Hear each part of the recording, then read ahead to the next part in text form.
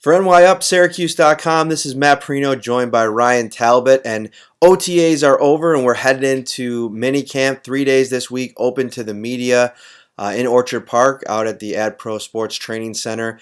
And Ryan and I today are going to discuss some of the storylines going into this minicamp period, and then that will also extend over the course of the next 6 to 8 weeks as we move toward training camp and then into training camp. You're going to see an article up on nyup.com today covering the top 7 storylines we have going into camp, and we're going to highlight 3 of them specifically, and we're going to start off with the first one. As always, we always start with Josh Allen. Who will become Josh Allen's top target? And I think this is a very interesting discussion because there is a few candidates. You think number 1 receiver, Ryan, and Zay Jones is probably in the mix. John Brown's probably in the mix, and even if you think about the production at times last year, Robert Foster could be in the mix. And then there's some that think that Cole Beasley could be the top target of Josh Allen this year because of his penchant to be open, get open, use his route running to make himself available to his quarterback.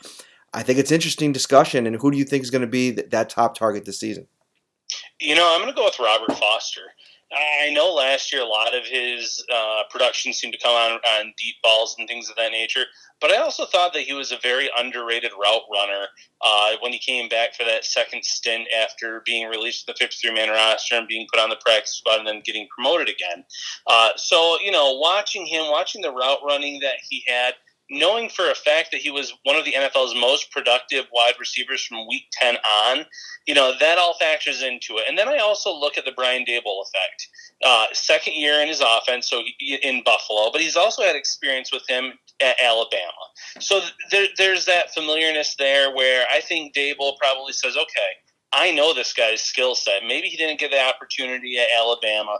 We saw what he could do last year from week 10 on, and I think that in his second full season, with even more knowledge of the playbook, more time working with Josh Allen, I think he's going to end up being Buffalo's most targeted or number 1 wide receiver.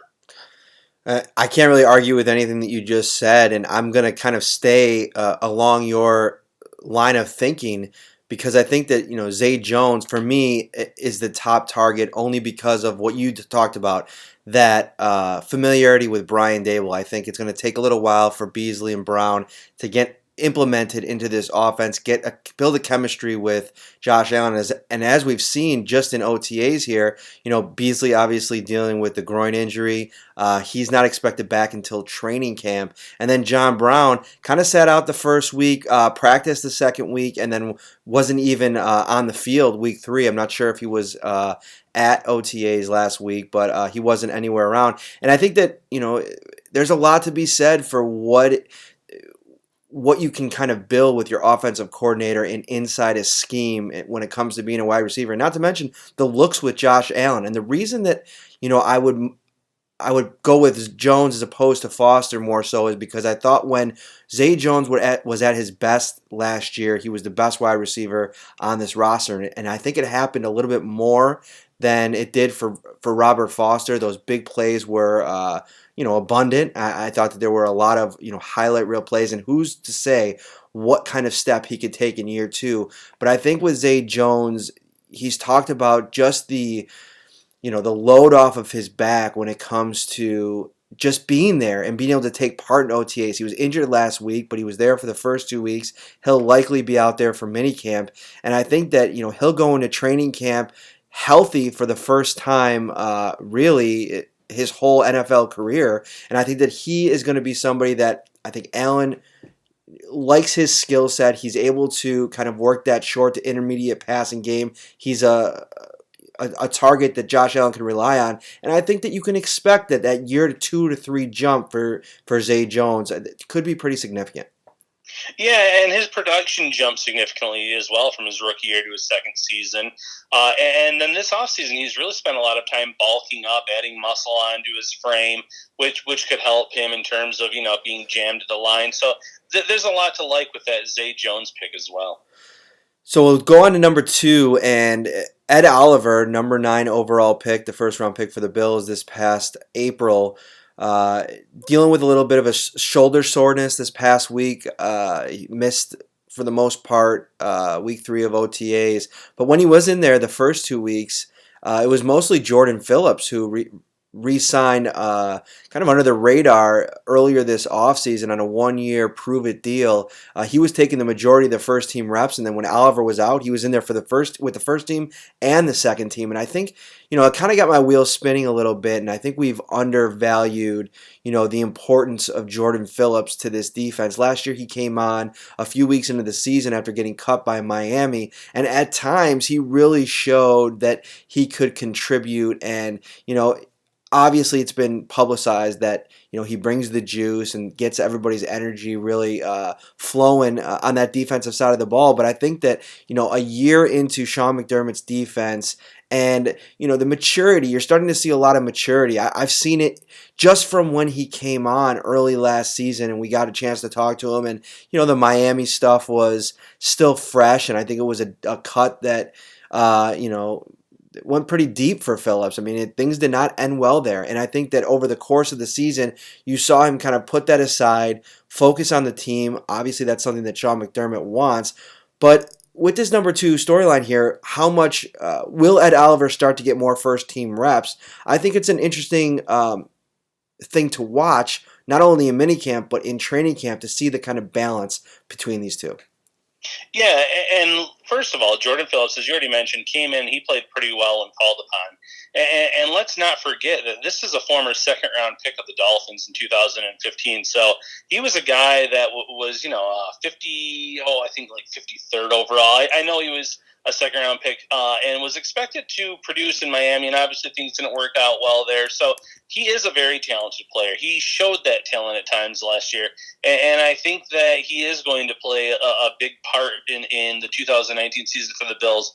But I also think that part of Phillips getting the first team reps is also Sean McDermott trying to let the rookies know that, listen, you've got to earn your reps. You've got to earn your time on the field. You've got to earn your way into the starting lineup. Because when you look at his 3 seasons here or his 3 drafts, other than when it was a necessity, where, there really was no one else to start at cornerback other than Trey White when they drafted him that year. And last year, Tremaine Edmonds, there really wasn't another option other than Trey Edmonds. A lot of these rookies, whether it's first, second, third round picks, they've had to kind of work their way into the lineup and earn that playing time. And they do have someone in Phillips who, again, played very well. So they're not just going to hand the job over to Oliver, the first team reps over to Oliver. I think that might send the wrong message to the locker room and to a guy like Jordan Phillips, who played very well at times. But they're going to ease him into it, and they're going to say, okay, show us what you can do. Beat the second team offensive line, and then we'll start mixing in with the first team. And when all is said and done, whether it's in training camp, preseason, you're going to see Oliver at least with a 50-50 split with Phillips, in my opinion. Yeah, I know. I think that Sean McDermott, his mindset and his culture and competition breeds winning. I think that that's something that's been very evident. I think the points that you touched upon were you hit the nail right on the head. And I think with Oliver, it's going to be interesting to see how he handles that progression. He said all the right things and he's doing all the right things, but the intangibles, the athleticism, they're so apparent. And for a guy that, let's not forget, we were talking about going into the draft about some of the potential character concerns. I think that getting a chance to talk to him a little bit and doing a little bit more research after the Bills took him, I think it was a little bit overblown. But he's also a pretty passionate kid. He's a guy that he's been waiting 3 years to get on an NFL football field. He felt like he was ready to go right after his freshman season. So I think it's going to be interesting to see how he handles this progression and this march toward the first team, where I think he's so hungry to contribute. Yeah, and I've been thinking about this as well. And I think one player who could really help him out here early on is Jerry Hughes. Hughes was a former first-round pick who obviously things didn't pan out for him in Indianapolis. But one big reason why he didn't is because he was playing behind guys like Robert Mathis and Dwight Freeney. And I think that it's not the same situation by any means in terms of Jordan Phillips and it being here in Buffalo. I'm not saying that he's an all-pro or anything like that, but I think that Hughes can kind of say, listen, take advantage of having a good pro here. Take advantage of some of this leadership that we have. You can learn from that. You can learn from Jordan Phillips and get better. Don't just assume things will get handed to you. And then when you do get your number called, make the most of it. Because Hughes never received that opportunity in Indianapolis. But when he came to Buffalo and he had that opportunity, he just kind of took off. Obviously, his first 2 seasons with 10 sacks, and he's been very productive as a pass rusher since then. So I think he's someone that could kind of talk to Ed Oliver throughout the summer and say, okay, right now, you're behind a veteran. This is a guy that's been in the league for a few seasons now. This is a guy that really did a nice job for us. Take it in stride because your opportunity will come. You were a top 10 pick. That you're going to get into this lineup as long as you do all the right things, say all the right things, and work hard for Sean McDermott. What do you think is a good first season for Ed Oliver? I mean, we're getting to the point now where we'll shut it down for a few weeks before training camp comes. But thinking ahead now, where he's been in this early part and thinking to the season, where would you put a good first rookie season for him? Not necessarily statistical wise, but contribution wise. Percentage of snaps, etc. Well, that's tough because last year with Kyle Williams, he was only in there for so many, reps and snaps. He still played a good amount, but he was a guy who was at the end of his career, obviously. I would like to see Oliver at anywhere from, 55 to 65% of the snaps if possible. I don't know how realistic that is. But because it's tough when you look at Kyle Williams and, again, his age and how much that factored into his playing time and reps. And I know you didn't say a production, but, Vegas has his over-under at about 6.5 sacks. If you can hit that 5, 6, 7 range in sacks, I think that's a very productive rookie season for Ed Oliver. Definitely. And I think that, along those lines, not only with the production per se, statistically, the numbers, the concrete numbers, but I'm going to start looking around him. What kind of steps forward does a young player like Tremaine Edmonds take? Even a still kind of young-ish player in Shaq Lawson. What's the kind of impact that Ed Oliver can have around with these players around him? Because let's be honest, even as a rookie, there is going to be quite a bit of attention placed on an Ed Oliver because of the disruption that he could potentially cause in the interior of that defensive line. And I think that if you start to see, the tackle numbers start to shoot up for Tremaine Edmonds or the sack numbers for Jerry Hughes, which is one of the knocks that a lot of people, put those who had an issue with the contract extension, which, I mean, I think were pretty few considering, the value that they get there compared to some of the other elite pass rushers in the league. But I think that you see an uptick in the numbers of those around Ed Oliver, and I think that his value, that's his value right there, not just the sacks in and of itself.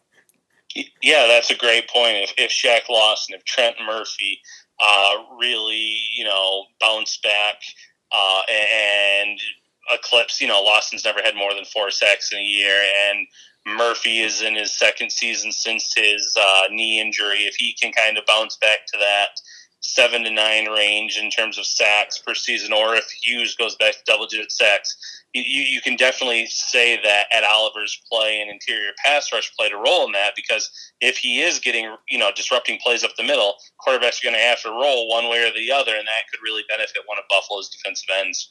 Number 3 on our storylines to watch list here on our what's becoming our weekly podcast on Sunday. We got to get on Apple soon, Ryan. What do you think?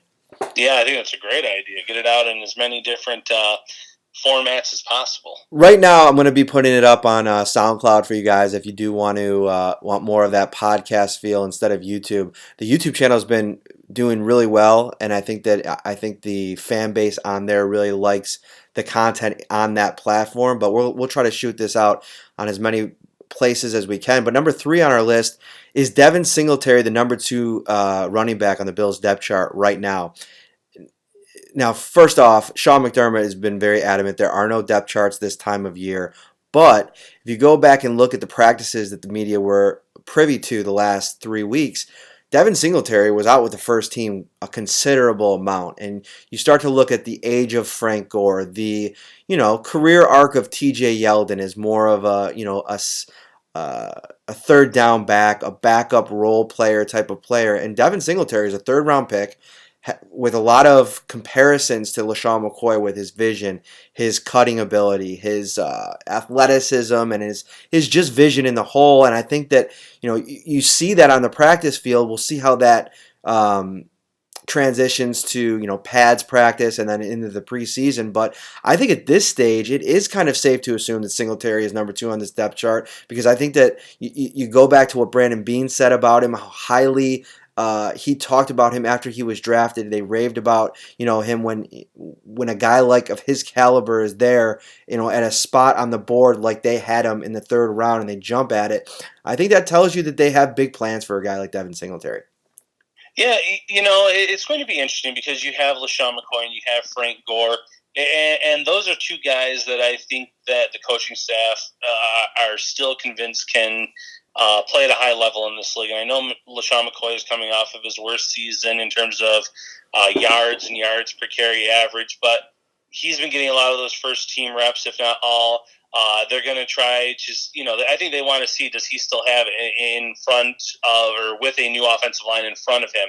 So I think he's going to get the first crack at it. I think that they love everything that Gore can produce. And I wouldn't be surprised if this season, LaShawn McCoy and Frank Gore were kind of like a 1A, 1B in terms of keeping each other fresh and maybe rotating them every series or 2 in terms of the early downs. But I do think that Singletary is going to be that guy that you bring in the middle of a drive where he's going to have those fresh legs where he can really take advantage of a tired defense. And I know that in terms of saying having McCoy and Gore in front of him, he's not technically the number 2 running back. But if they do really split McCoy and Gore because of their age, because of their workload over their careers, in a way, I do think Singletary is going to be the number 2 running back on this team.